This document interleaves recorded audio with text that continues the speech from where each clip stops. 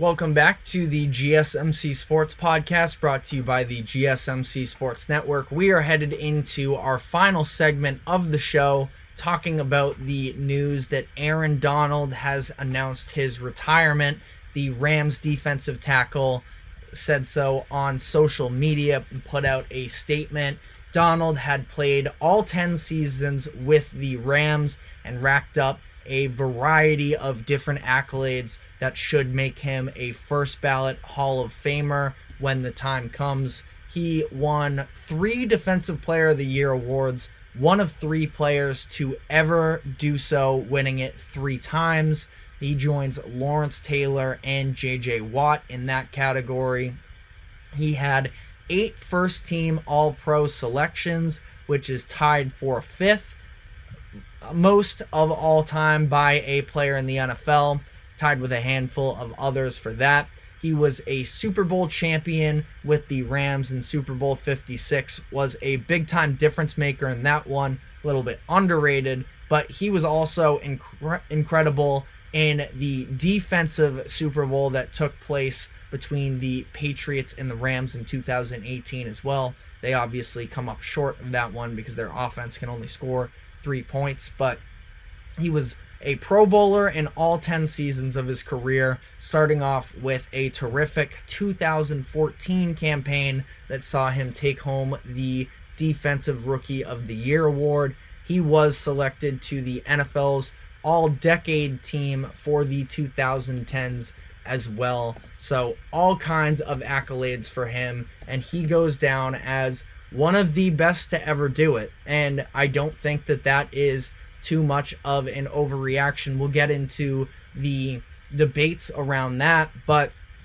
just to sort of summarize the big picture here with Donald, 10 seasons does feel a little bit too short, but nonetheless, he will be a no-brainer for the Hall of Fame. He's going to be eligible in 5 years for the 2029 class, should be alongside Jason Kelce. So we'll see that in a handful of years now. But Donald flirted with the idea of retiring after the Rams won their Super Bowl in the 2021 season.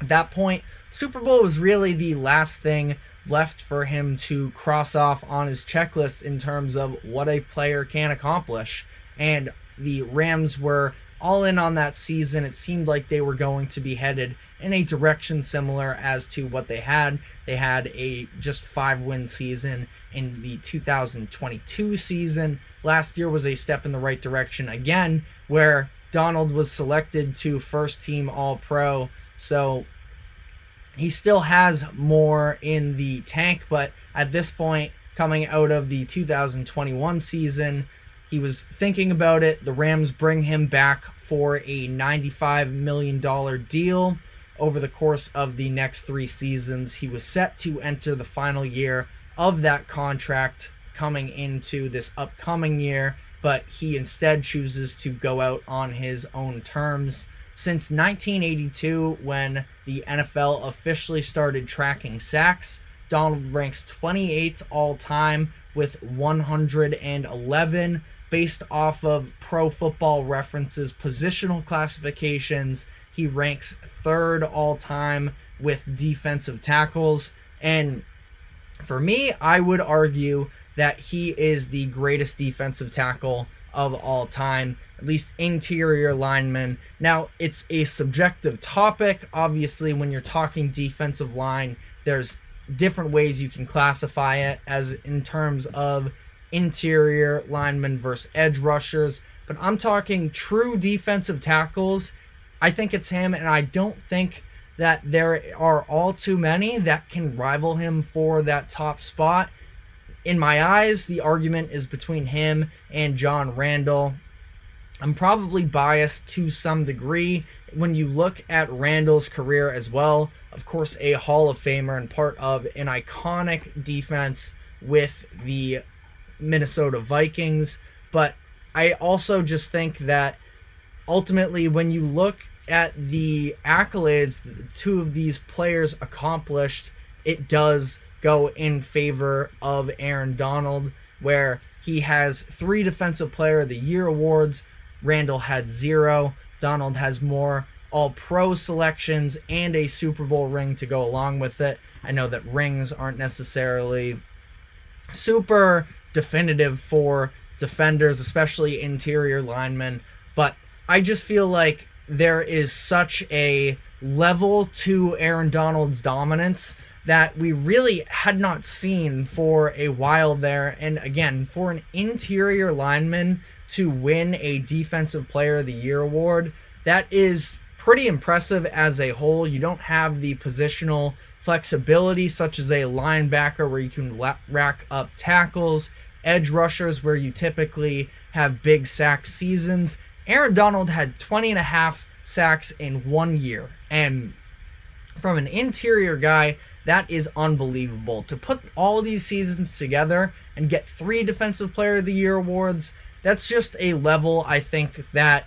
signifies all-time greatness. So I also wanted to ask the question of whether or not the Rams should retire Aaron Donald's jersey, where he was, again, a lifetime Ram, and he's a lifetime Ram, and he accomplished so much for them.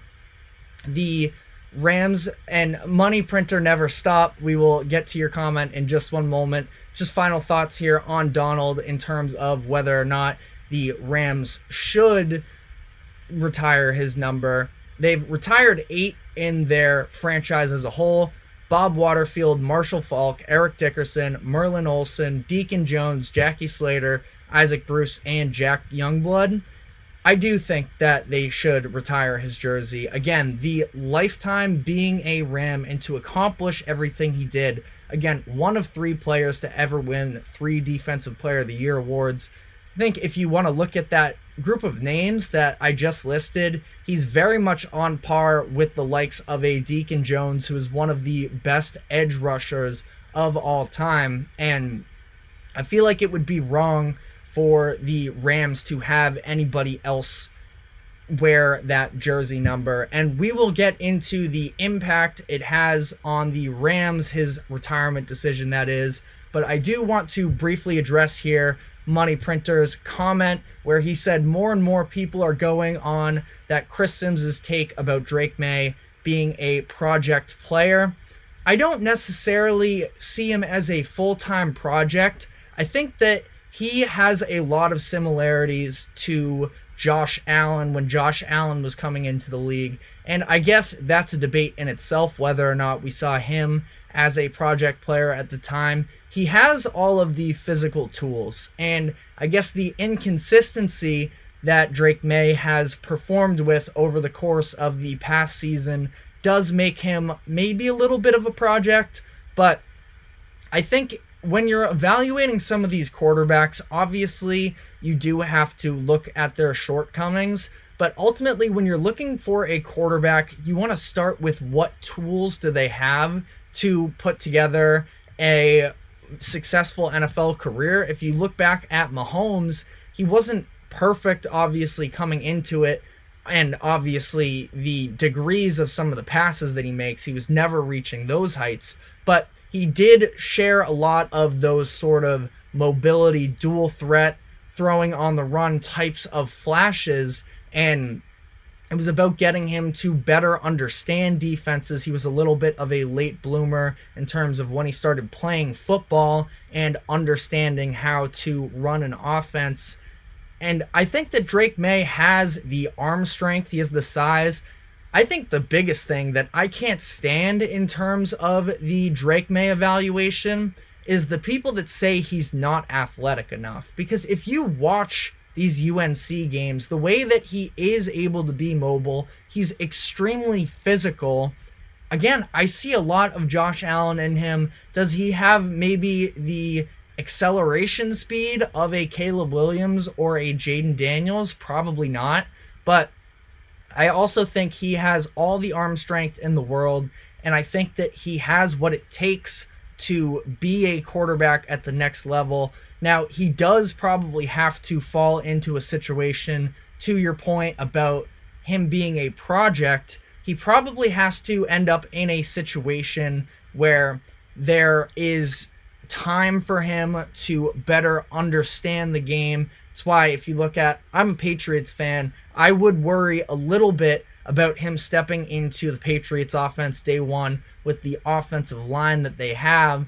The Commanders, you can make a similar argument as well. So it probably wouldn't be the worst thing in the world if he got the chance to, and granted last year, Sam Howell did a lot of it to himself, but he was the most sacked quarterback in the NFL, sacked 65 times for the Commanders. Now again, that was him holding on to the ball too long in many of these instances, but neither situation is necessarily perfect, and May is likely going to go second or third overall. Maybe it's the Vikings trading into that top three, as we talked about earlier in the show as well. I guess that's still all really to be found out, but I think that May is going to be again, I don't like the word project necessarily because that makes it seem like he's extremely raw.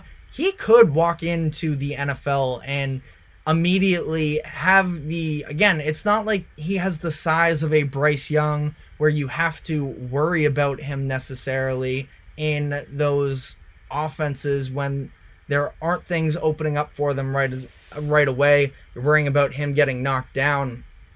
I feel like May can be a very successful quarterback, and I believe in him personally.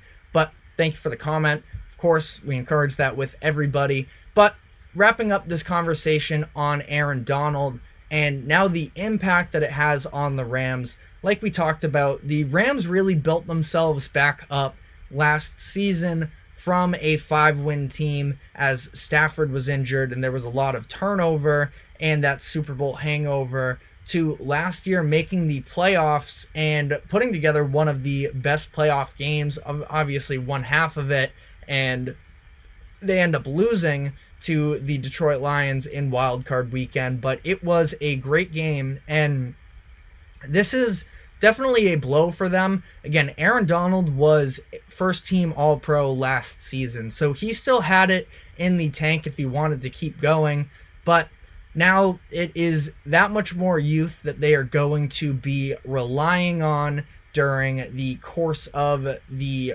season, where they just lost Raheem Morris as well. This does worry me a little bit. I mean, the losing of Raheem Morris in the first place, who was just hired, their defensive coordinator from last year, hired to the Falcons to be their next head coach, that is a loss as a whole, and now you lose this extra bit of leadership from Aaron Donald. It definitely is not ideal. They're going to be reliant on a lot of their youth talent, but that is sort of the situation for the Rams going into next season. That is all we have time for today on the show. Thank you very much for tuning in. Like, follow, subscribe wherever you may be keeping up with us. Check out the other shows that we have on the GSMC Sports Network. You can check it out on our channels across various platforms. But thank you very much for tuning in here. We will be back Monday, 2 o'clock. Big time weekend in college basketball, so we will be hammering that when we come back on Monday, and we will see you then.